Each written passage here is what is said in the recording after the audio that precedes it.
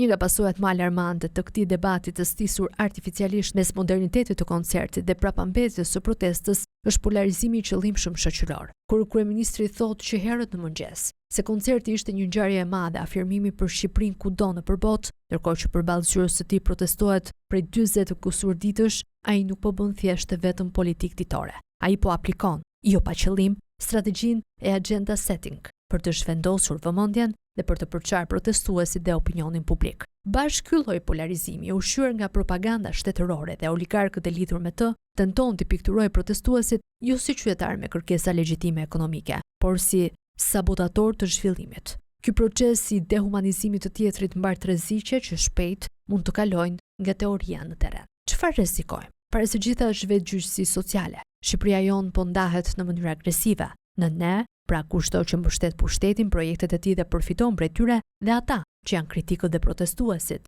Shikojeni statuset e panumërta të pushtetarëve, deputetëve dhe atyre që i ndjekin nga pas me afsh militantizmi të thekur. Lexojeni për të kuptuar se si po krijohet një terren i rrezikshëm ku dhuna verbale, linçimi publik dhe kërcënimi po kthehen në normë dhe standard. Vetgjyqësia midis individëve të kampeve të ndryshme mund të bëhet një rrezik real në jetën e përditshme, në biznesin, në zyra dhe rrugë, pasi palët ndjejnë se kanë buroj morale dhe politike për të goditur tjetrin.